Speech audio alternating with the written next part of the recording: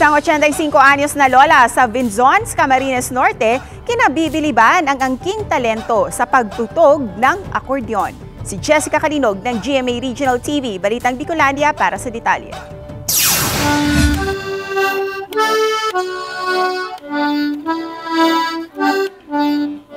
Pamilyar ba kayo sa instrumento na ito?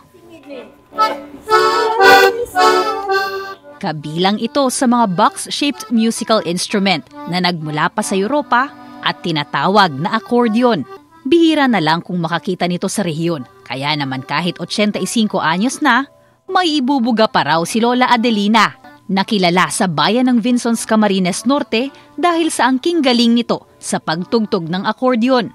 Kahit nga si European Union Ambassador to the Philippines, Luke Veron, napahanga nito nang minsang bumisita sa naturang bayan.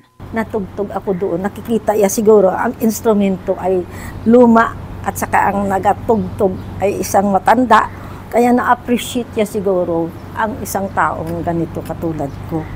Ayon kay Lola Adelina, bata pa lamang siya nang matutong tumugtog ng nasabing instrumento sa tulong ng kanyang ama.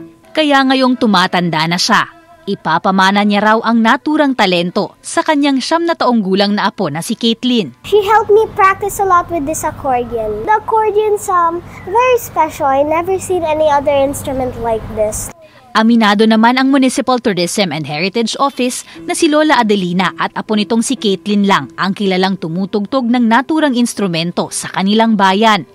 Kaya nangako si Lola Adelina na hanggang kaya pa niya, bukas daw siyang pasayahin ang mga bisita ng kanilang bayan sa pamamagitan ng pagtugtog niya ng accordion para sa mga ito.